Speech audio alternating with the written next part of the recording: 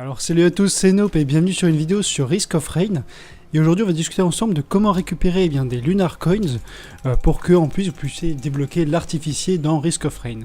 Alors les Lunar Coins en fait sont simplement des objets qui vont se dropper sur les ennemis de temps en temps, alors c'est assez rare quand même.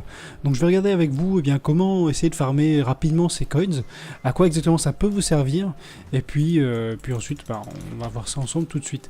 Donc simplement les Lunar Coins, alors moi de ce que j'ai découvert, alors, on n'a pas encore le drop rate fixe de ces objets là, tout ce que l'on sait c'est que, enfin en tout cas moi de mon côté, par expérience, j'ai remarqué que j'en drop à peu près une toutes les 2 ou 3 zones, donc c'est à dire que généralement voilà, je crée une partie en hardcore, et en fait simplement je peux faire 2 zones et je vais avoir une Lunar Coin, souvent soit dans la première zone, soit directement dans la deuxième. Vous voyez là je suis dans la deuxième zone, j'ai déjà eu ma Lunar Coin sur cette manche là.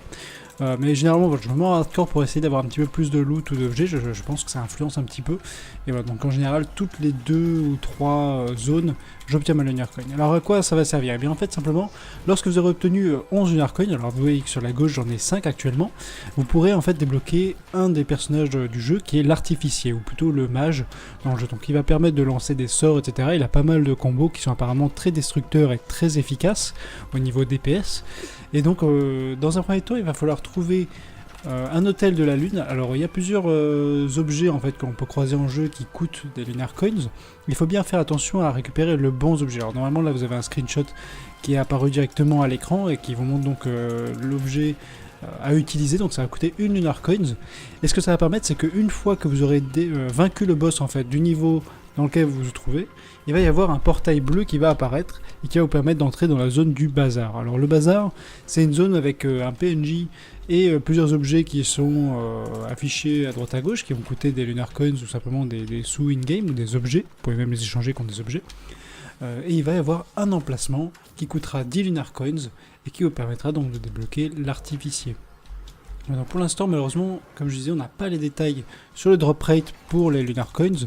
On ne sait pas quels sont les mobs les plus propices à ce drop là, mais en tout cas sachez que c'est assez important de les trouver rapidement, puisque l'artificier peut vraiment être un atout vraiment très puissant lors de vos parties, puisqu'il y a vraiment un DPS très important. Alors, vous voyez là, très bon exemple, donc il y a ces objets là qui coûtent une Lunar Coin.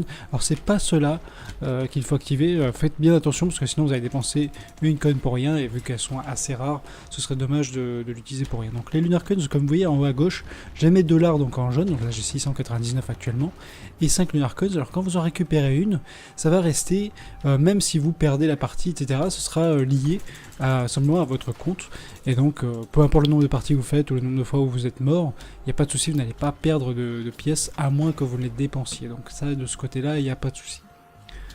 Donc voilà, donc en tout cas c'était un petit peu le petit tuto sur comment récupérer des Lunar Coins dans Risk of Rain. Voilà, comme je disais, moi de mon expérience personnelle, j'ai remarqué qu'à peu près toutes les 2 ou 3 zones, surtout les zones du début en tout cas, je sais pas par la suite si ça s'augmente en drop, mais voilà, si vous restez dans les zones du début, généralement toutes les 1 ou 2 parties, vous allez en retrouver, donc il n'y a pas de problème de ce côté là. Ne vous inquiétez pas, c'est assez, je pense que ça peut être facilement farmable si jamais vous vous concentrez uniquement sur ça. Voilà, bon, en tout cas j'espère que ça vous a plu, je vous remercie, n'hésitez pas à laisser un petit commentaire dans la description, sous la description pardon, et à vous abonner si vous souhaitez voir d'autres vidéos par la suite. Je vous remercie et puis je vous souhaite à tous une bonne journée, bonne soirée, à la prochaine, allez ciao ciao.